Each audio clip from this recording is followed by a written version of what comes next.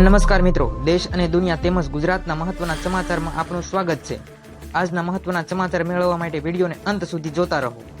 સૌથી પહેલા આવા જ સમાચાર મેળવવા માટે આ ચેનલને સબસ્ક્રાઇબ કરવાનું ના ભૂલતા। ત્યારબાદ સમાચારમાં આગળ વાત કરીએ તો જોઈએ સરકારી યોજનાને લઈને મહત્વના સમાચાર। તો સરકાર વૃદ્ધો માટે મહત્વની યોજના લાવી રહી છે। સરકાર હવે 70 વર્ષથી વધુ ઉંમરના વડીલો માટે ખાસ આયુષ્માન વય વંદના કાર્ડ લાવી રહી છે। આ યોજના અંતર્ગત 70 વર્ષથી ઉપરના તમામ વડીલોને મોટો ફાયદો થવા જઈ રહ્યો છે। આ કાર્ડથી વડીલોને 5 લાખ રૂપિયા સુધીની મફત સારવાર મળશે અને તેમાં આવકની કોઈ મર્યાદા પણ નહીં હોય। કાર્ડ બનાવવાની પ્રોસેસ પણ સહેલી હોય છે, કારણ કે માત્ર 5 થી 10 મિનિટમાં સ્માર્ટફોન એટલે કે મોબાઈલના ફોનના ઉપયોગથી જ આ કાર્ડ તમે બનાવી શકો છો। આ યોજના આયુષ્માન ભારત પ્રધાનમંત્રી જન આરોગ્ય યોજનાનો ભાગ છે।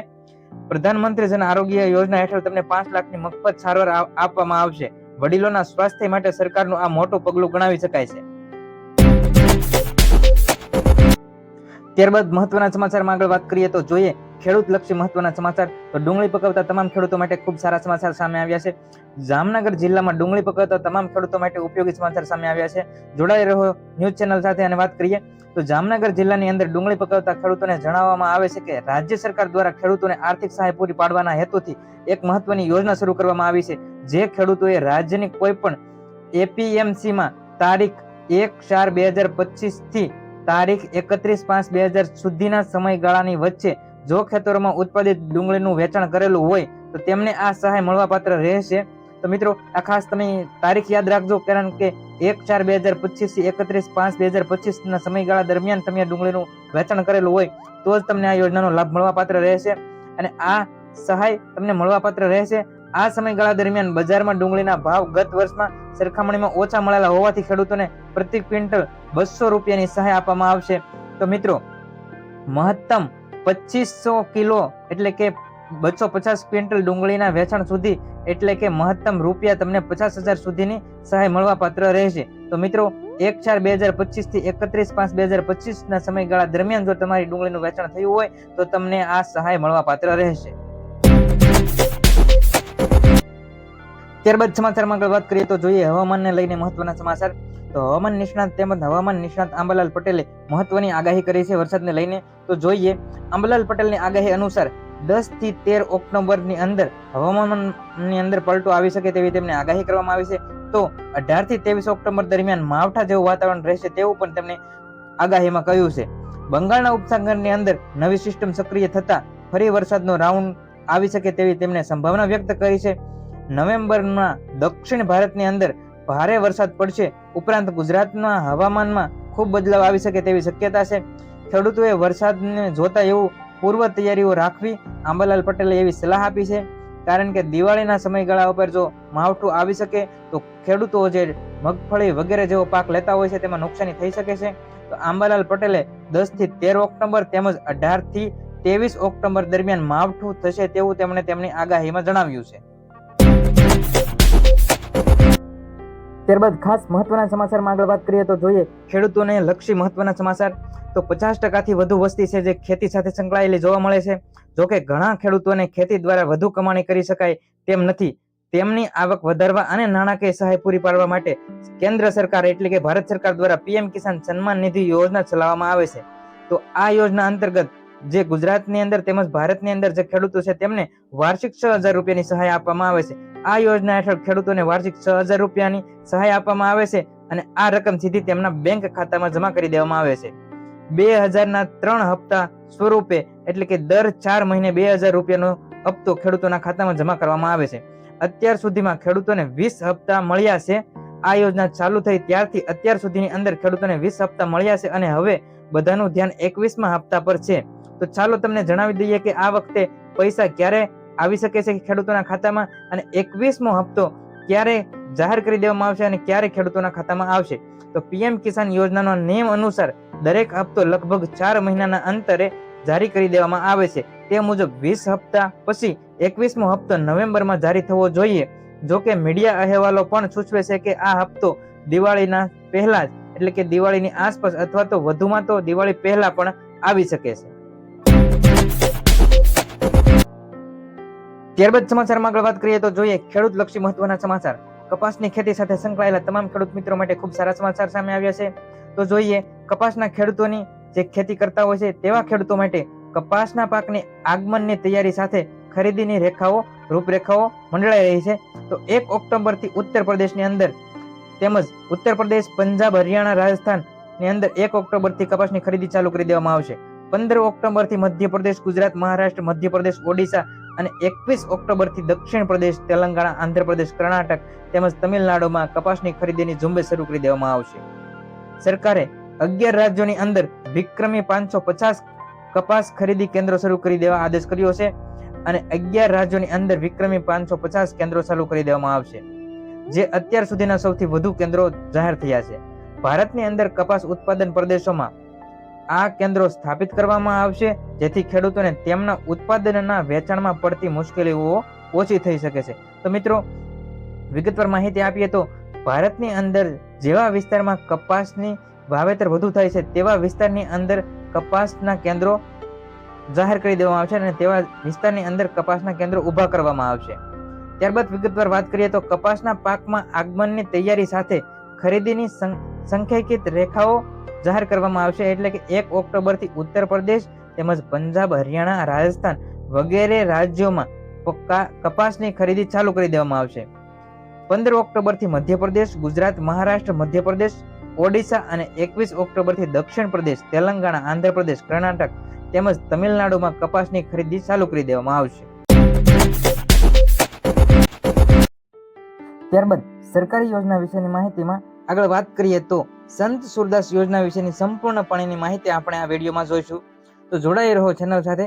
વાત કરીએ કે સંત સુરદાસ યોજના હેઠળ 60% વધુ દિવ્યાંગતા ધરાવતા હોય, 60% વધુ વિકલાંગતા ધરાવતા હોય તેવા વ્યક્તિઓને સરકાર દ્વારા દર મહિને 1000 રૂપિયાની સહાય આપવામાં આવે છે. તો મિત્રો, સંત સુરદાસ યોજના હેઠળ 60% વધુ વિકલાંગતા ધરાવતા હોય તેવા વ્યક્તિઓને દર મહિને 1000 રૂપિયાની સહાય આપવામાં આવે છે.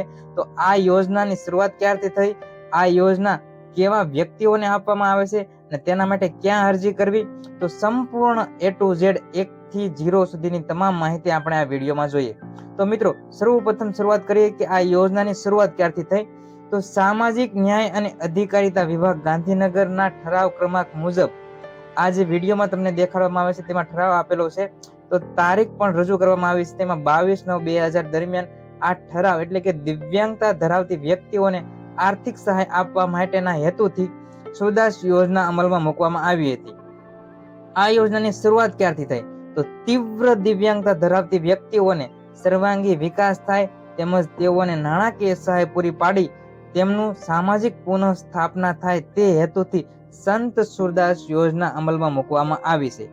તો મિત્રો, આગળ વાત કરીએ તો આ યોજના હેઠળ હાલમાં સહાય મેળવવાની પાત્રતા શું છે. તો મિત્રો, વિકલાંગતા, દિવ્યાંગ ઘણા વ્યક્તિઓ હોય છે, પરંતુ 60% કે તેથી વધુ દિવ્યાંગતા ધરાવતા હોય તેવા વ્યક્તિઓને જ સંત સુરદાસ યોજનાનો લાભ મળવા પાત્ર છે. વધુ આગળ વાત કરીએ તો આ યોજનાનો હેઠળનો ઠરાવ છે તે મળવા પાત્ર સહાય. તો આ યોજના હેઠળ લાભાર્થીઓને દર મહિને 1000 રૂપિયાની સહાય સરકાર દ્વારા આપવામાં આવે છે. તો મિત્રો, આ યોજનાનો લાભ કઈ રીતે મેળવવો અને કઈ રીતે અરજી કરવી, તો આગળ વાત કરીએ તો સંત સુરદાસ યોજનાનો લાભ લેવા માટે કઈ જગ્યાએ અરજી કરવી. તો મિત્રો, આ યોજનાનો લાભ લેવા માટે e-samajkalyan.gujarat.government.in જે આ વેબસાઇટ આપેલી છે તે ગુજરાત ગવર્મેન્ટની વેબસાઇટ છે, એના પોર્ટલ પર ઓનલાઈન અરજી કરવાની રહેશે. તો ત્યારબાદ મિત્રો, આ અરજી છે તે ઓનલાઈન ચકાસણી કરવામાં આવશે અને તે મુજબ સહાય મંજૂર કરવાની સત્તા જિલ્લા સમાજ સુરક્ષા અધિકાર શ્રીને છે. ત્યારબાદ વધુમાં માહિતી જોઈએ તો સહાય કેવી રીતે આપવામાં આવશે. તો આ યોજના હેઠળ લાભાર્થીને માસિક એટલે કે દર મહિને 1000 રૂપિયાની સહાય આપવામાં આવશે અને તે પણ સીધા તેમના બેંકના ખાતામાં એટલે કે bank account DBT direct benefit transfer એટલે કે લાભાર્થીને ડાયરેક્ટ તેમના બેંક ખાતામાં જમા કરી દેવામાં આવશે. તો મિત્રો, ખાસ કરીને સરકારી યોજના વિશેની માહિતી માટે તેમજ ખેડૂત સહાય યોજના વિશેની માહિતી માટે ગુજ્જુ માસ્ટર ન્યૂઝ ચેનલને સબસ્ક્રાઇબ કરો અને વધુમાં વધુ લોકો સુધી આ વિડીયોને શેર કરો, જેથી કોઈ દિવ્યાંગ વ્યક્તિઓને આ યોજના વિશેની માહિતી મળે અને 60% થી વધુ દિવ્યાંગતા ધરાવતા વ્યક્તિઓ આ યોજના વિશેની માહિતી મેળવી આ યોજનાનો લાભ લઈ શકે.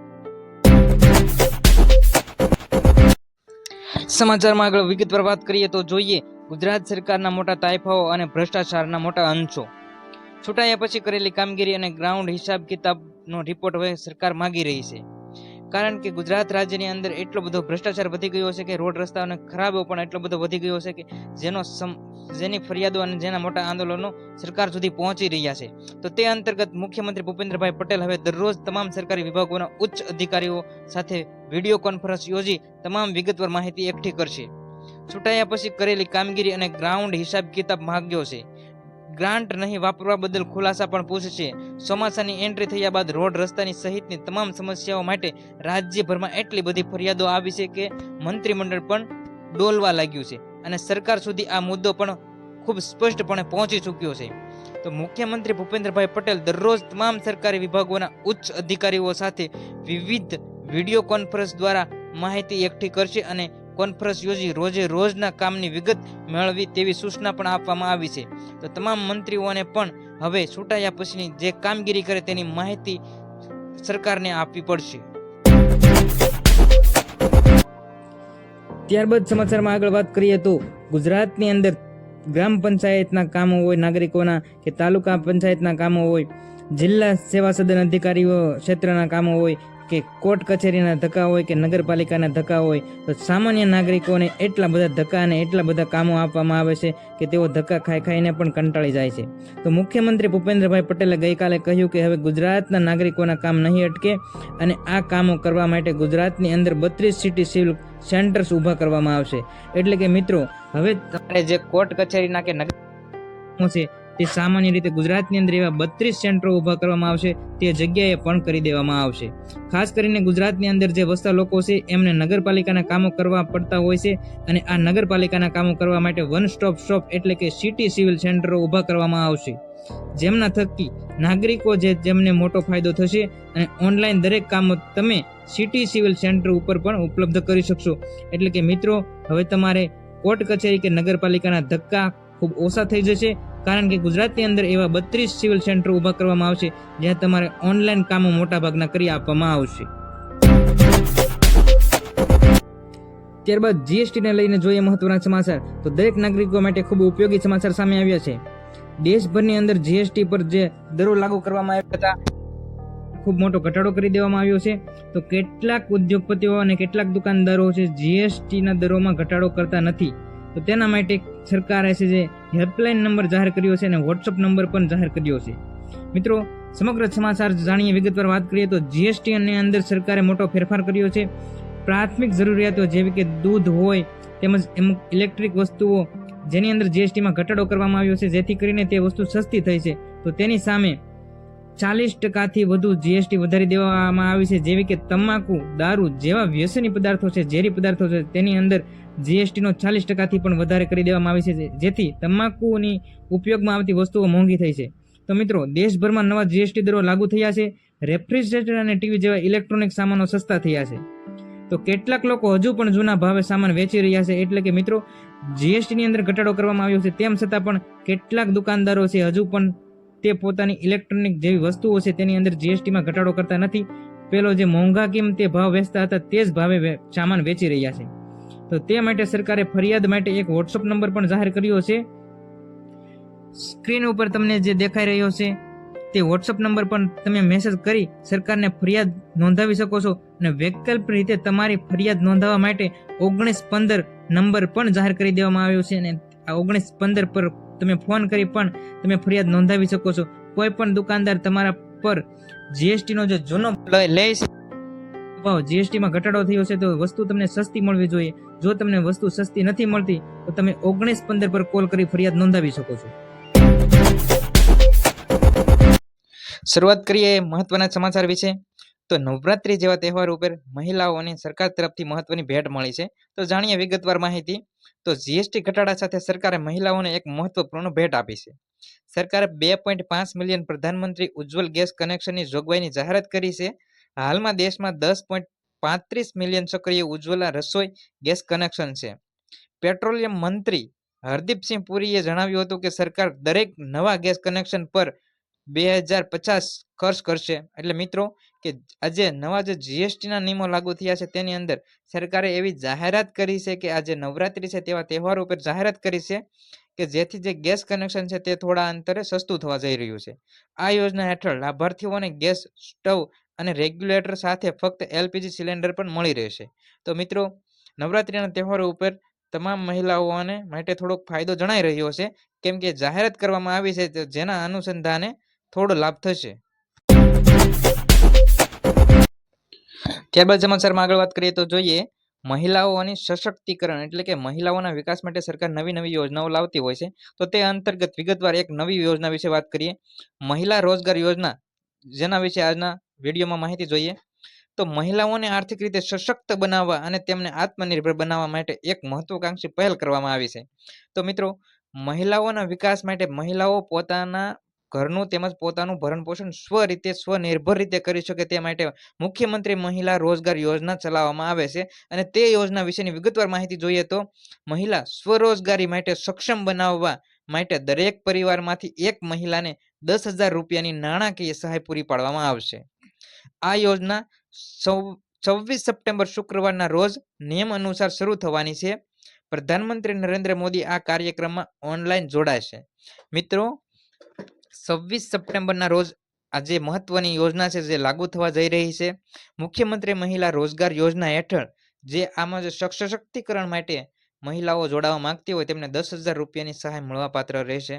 તો મિત્રો વિડીયોને તમામ વ્યક્તિ સુધી શેર કરો જેથી કરીને કોઈ પણ મહિલા પરિવારમાં માન લો કે આપણા કુટુંબ છે, ઘર છે, તેની અંદર 2-3 મહિલાઓ હોય તો એક મહિલાને આનો લાભ મળવાપાત્ર રહેશે. 10,000 રૂપિયાની સહાય મળવાપાત્ર રહેશે અને તે સહાયથી તેમના ઘરનું તેમજ પોતાના સ્વરોજગાર માટે આત્મનિર્ભર બની શકે તે માટેની આ યોજના લાગુ કરવામાં આવી છે. તો મિત્રો વિડીયોને શેર કરો.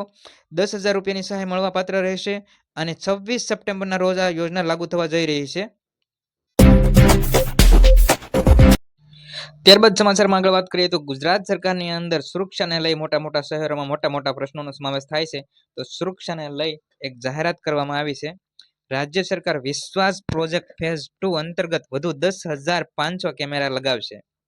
વડોદરા, સુરત સહિત રાજ્યના 54 શહેરોમાં સીસીટીવી લગાવવામાં આવશે.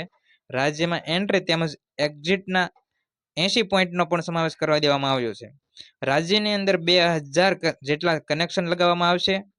2,000 જંકશનોને પણ સમાવેશ કરી દેવામાં આવ્યો છે. વિશ્વાસ પ્રોજેક્ટનો હેતુ જાડેર સ્થળોની સુરક્ષા, ટ્રાફિક સંચાલન અને નિયંત્રણ, ઘટના બાદનો વિડીયો કોન્ફરન્સ અને તપાસ તેમજ સલામતી અને શહેરી ગતિશીલતાનો છે.